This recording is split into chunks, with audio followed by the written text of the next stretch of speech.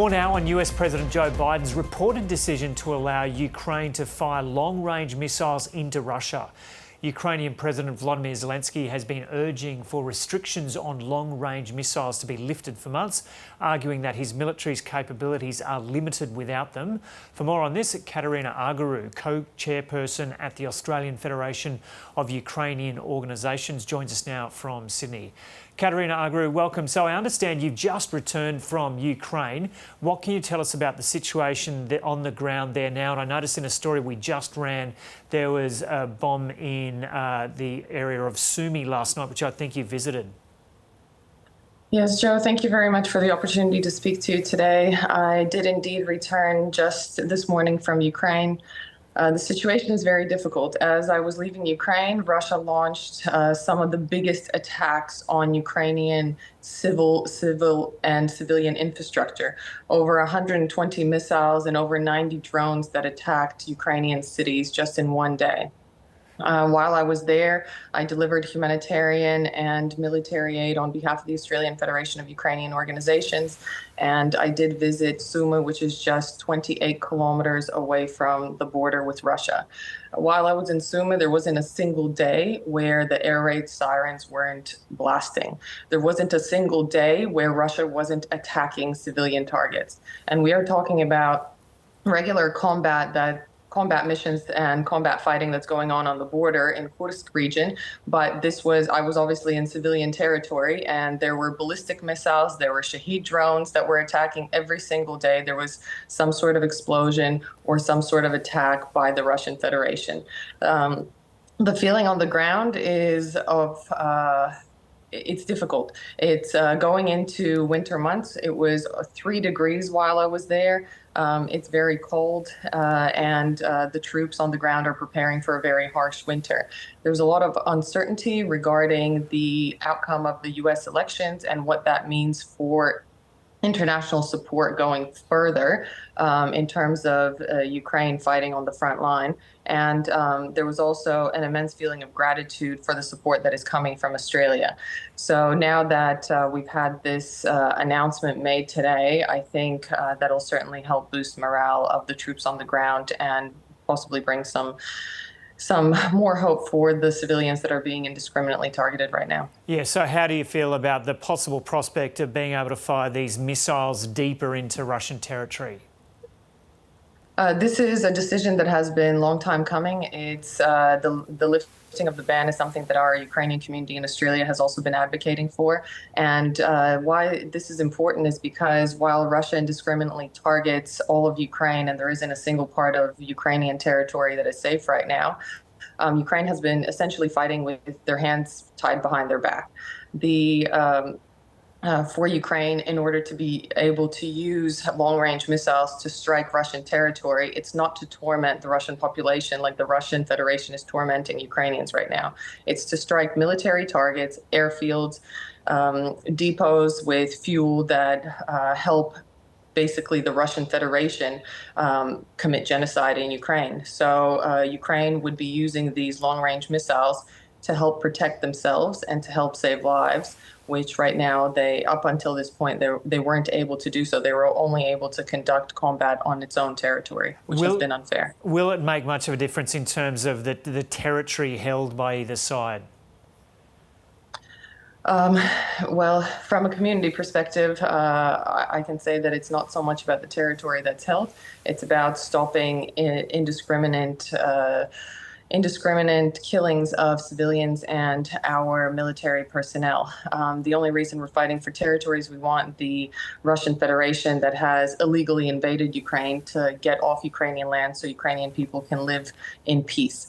If the lifting of the ban to use long-range missiles helps achieve that peace and helps get the enemy off Ukrainian soil, then that would be the greatest outcome. So Ukraine has been waiting for the US approval to shoot these missiles into Russian territory, but Ukrainian-made drones have been moving into Russian territory. How effective have those drones been in this conflict? Well, we've seen the advancement of warfare on the front line advance at lightning speed. It really is a drone war right now. The use of drones on the front line means that that military personnel and the lives of soldiers can be saved. It's used for reconnaissance purposes. Drones are also used for long-range strikes. So if Ukraine has the ability to use those drones on Russian territory to target military targets, then that means it's saving military personnel with them not having to go there. So it's a very good advancement, and hopefully Ukraine will be able to supplement the use of these drones along with the long-range missiles to help get an upper hand. And how do you feel about the apparent involvement of North Korean troops with the Russians, and how that changes the nature of this war? Joe, that's a very good question, and this is something that I think the international community isn't speaking enough about. When I was in Sumy, I met with 4 different brigades. I met with the 80th Air Assault Brigade, with the 21st Separate Mechanized Brigade, 103rd Brigade, and also the 92nd. They're all involved in Kursk direction. And the first thing that they said is that they have already seen North Korean soldiers in battle on the ground, which means that this is very much an international war right now, which Russia is using North Korean troops to fight for them. We also know that Iran and North Korea are supplying weapons that target Ukrainian civilians. We know that this has very much an international dynamic to it now, and for our global partners and for the West not to react strongly enough, it's quite a concern from the men and women that are currently fighting on the front line right now.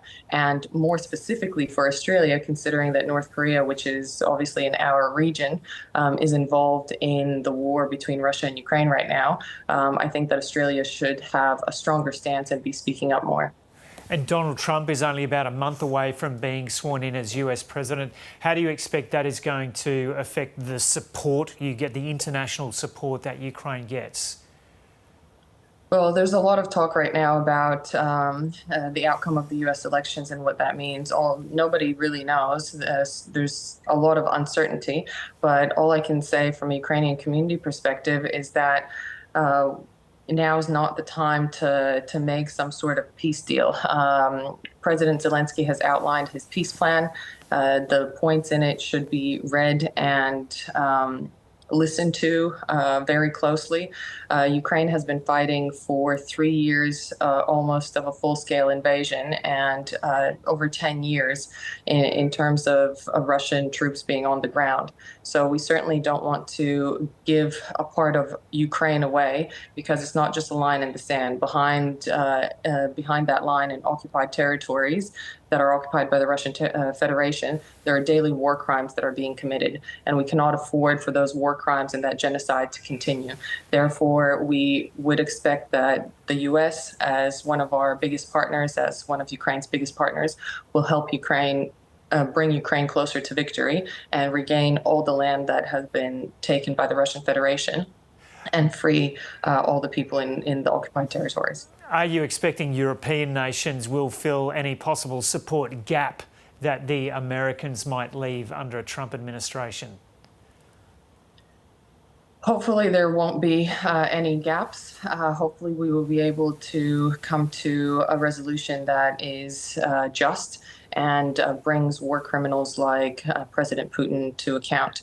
But what I can say is that it certainly is time for Europe to step up, and it's time for countries like Australia, which is a leader in its region, to step up, because Ukraine cannot do this alone, and we are fighting for the same values that we all hold dear here in Australia. And Kateryna Argyrou, just finally, you mentioned you've just come back this morning and you'd been in that region of Sumy near the Russian border. And we've just had this story that we've just played in the last half hour of a strike hitting an area, 10 people dead in Sumy. How do you feel about this ongoing death toll in Ukraine and among them and no doubt people you know? Joe, it's heartbreaking. I was in Sumy visiting my cousin. My cousin is currently serving in one of the brigades that I mentioned. He's evacuating wounded soldiers. So there's death and destruction everywhere I go and everyone I speak to. Just as I left Sumy, you correctly mentioned the missile strike that hit today killed at least 10 people, and 2 of them were children, at least 2 of them. I also have 2 children, and I can't imagine if something like that would happen to them. And hopefully those listening here in Australia can put themselves in the place of Ukrainians, and those with children can understand how difficult it is to even fathom that something like that could happen to your family or to your children. But Ukrainians, unfortunately, experience that sort of grief on a daily basis. They experience immense anxiety. They experience immense emotional trauma. And this is something that can be stopped. All it takes is a little bit of political will, and for the countries that stand up for freedom and democracy in this world to come together and to say it's enough, and to put a stop to it so Russia can take its troops off Ukrainian soil and Ukrainians can go back to living in peace. Kateryna Argyrou, thanks for talking to us from Sydney. Thank you, Joe.